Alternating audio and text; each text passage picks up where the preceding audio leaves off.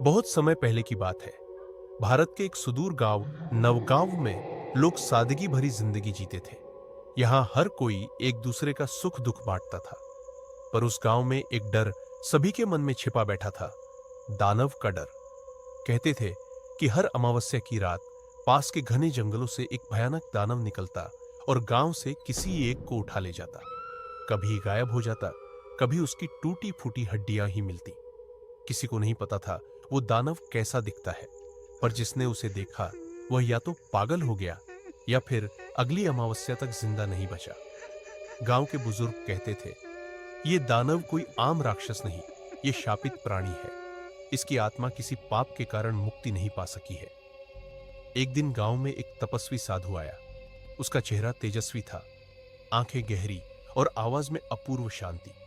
जब उसे दानव की बात बताई गई तो उसने ध्यान में जाकर कुछ पल चुप्पी साधी और फिर बोला, यह दानव एक समय में एक राजा था। उसने युद्ध में निर्दोषों का खून बहाया और मरते समय उसकी आत्मा को शाप मिला। जब तक कोई निस्वार्थ वीर उसका सामना नहीं करेगा और उसे मोक्ष नहीं देगा, उसका आतंक यूं ही बना रहेगा। गांव में एक नौजवान था, अर्जुन। वह अनाथ था, पर निडर और दिल का सच्चा। उसने अपने माता पिता को भी बचपन में अमावस्या की रात खो दिया था। अब वो खुद को रोक नहीं सकती। अगर उस दानव की मुक्ति में ही गांव की शांति है तो मैं पीछे नहीं हटूंगा, अर्जुन ने दृढ़ता से कहा। पूरा गांव सहमा हुआ था, कोई अपने घर से बाहर नहीं निकला।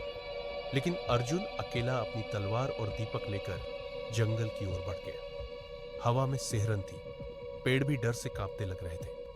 जैसे ही रात के बीच का समय हुआ, अचानक जमीन कांपने लगी और पेड़ों के पीछे से भयानक दानव प्रकट हुआ। उसका शरीर 10 फीट ऊंचा, चमड़ी लोहे जैसी काली और आंखें जलते अंगारों की तरह लाल। उसकी सांसें आग जैसी गर्म और आवाज जैसे आसमान में बिजली गड़गड़ा रही हो। दानव दहाड़ा, तू कौन है जो मेरी मृत्यु मांगने आया है? अर्जुन डरा नहीं, उसने दृढ़ होकर कहा, मैं तेरी मृत्यु नहीं, तेरी मुक्ति चाहता हूं। तुझे अब और पाप नहीं करना चाहिए। एक पल को दानव चुप हो गया। उसकी आंखों में आंसू आ गए। मैं एक राजा था, मैंने निर्दोषों का रक्त बहाया था, अपने गर्व में अंधा था, युद्ध जीतने के लिए मासूमों को कुर्बान कर दिया और अब उसी पाप का दंड भुगत रहा हूं। हर अमावस्या किसी की जान लेकर मेरी आत्मा को थोड़ा आराम मिलता है, पर मुक्ति नहीं। अर्जुन ने अपनी तलवार नीचे रख दी और साधु द्वारा दिया गया मंत्र पढ़ना शुरू किया। जैसे जैसे मंत्र की ध्वनि जंगल में गूंजती गई, दानव की काया कांपने लगी। उसने अर्जुन की ओर देखा। तू पहला है जिसने मुझसे नफरत नहीं की, दया की है, धन्यवाद। उसका शरीर भस्म होने लगा।